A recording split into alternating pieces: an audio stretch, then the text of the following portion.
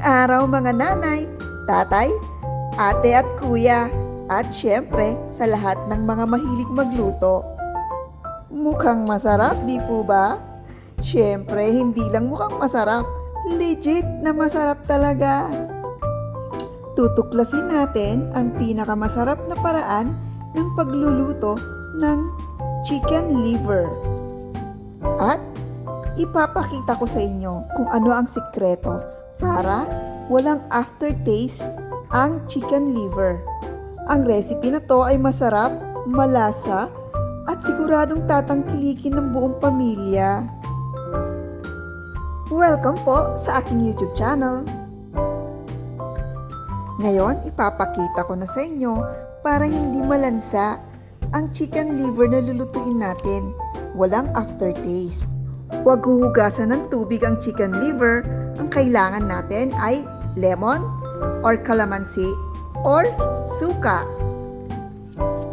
Pigain natin ang buong lemon sa ating chicken liver. Gaya ng sinabi ko kanina, kung walang lemon, ay pwede naman po ang calamansi o kaya suka. Ayan, squeeze natin mabuti ang ating lemon. Ayan na, alam nyo na kung ano ang sikreto para mawala ang lansa ng chicken liver. Ang lemon ang panghugas natin sa chicken liver. Yan ang sikreto. Lamasin natin mabuti ang chicken liver para lahat ng parte ng chicken liver ay mahugasan ng lemon. At ibabad natin ng mga 2 minuto. Pagkaraan ng 2 minuto ay i-drain na natin ang ating chicken liver.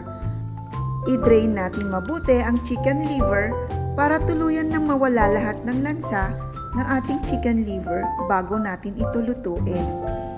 Habang drain natin ang ating chicken liver, narito naman ang ating mga sangkap.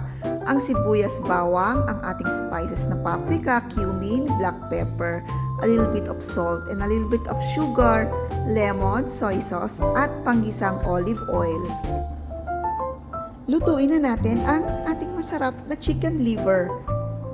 Ang unang-una muna natin gagawin ay iprito natin ang ating mga chicken liver. Ipiprito natin ang ating mga chicken liver ng mga 2 minuto. Hindi natin kailangan dapat tustahin ang ating mga chicken liver.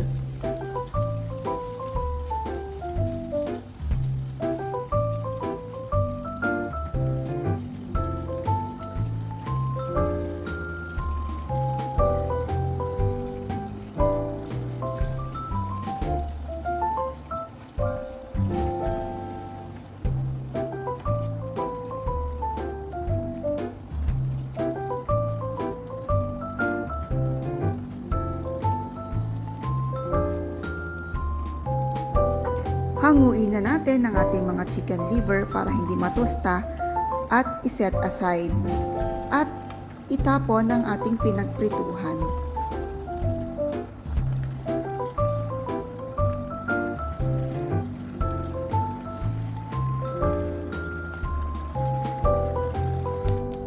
Ngayon ay maggigisa na tayo. Sa parehas na pan ay igigisa na natin ang ating sibuyas at bawang. Alam niyo po ba na sa paggigisa, nauuna ang ating sibuyas kaysa sa bawang dahil mas madali pong nasusunog ang bawang at pag nasusunog po ang bawang ay papait ang ating mga lutuin. Kaya tandaan, sibuyas muna bago bawang. At wag na wag nating hayaang masunog ang ating bawang.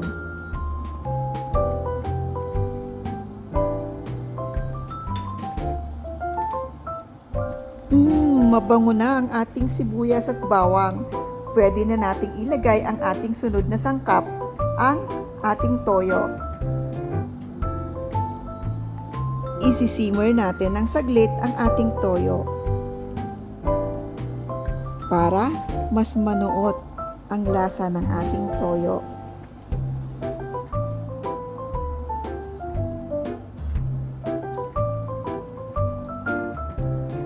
Ngayon ay ilalagay na natin ang ating mga spices na paprika, cumin, black pepper, konting salt at konting sugar para magkaroon lang ng konting sweetness ang ating lulutuin.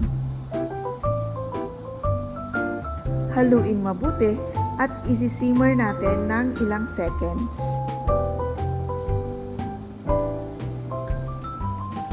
Ngayon, ilalagay na natin ang star ng ating lutuin, ang ating chicken liver. Haluin natin mabuti para evenly coated ng sauce natin ang mga chicken liver.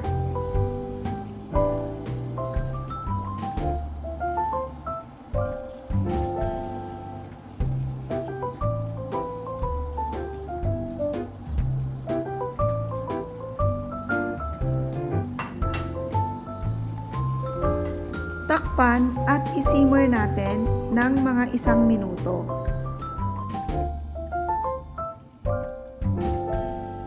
Ayan, napakabango na ng ating chicken liver.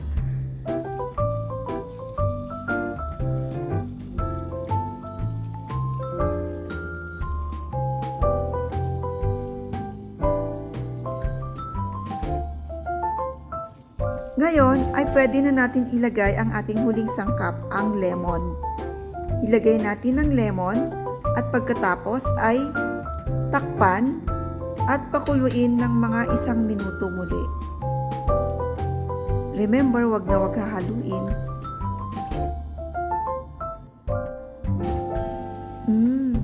Napakasarap ng amoy ng aking chicken liver at napakaganda ng kulay.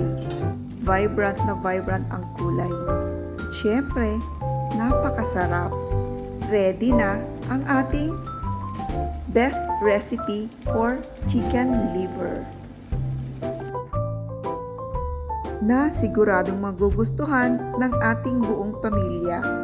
Kaya, try nyo na ang aking best recipe for chicken liver. Maraming salamat po sa panunood. Huwag niyo pong kalimutan mag-subscribe, i-like at sana i-share niyo rin sa inyong mga kaibigan ang masarap na recipe ng chicken liver. God bless you all!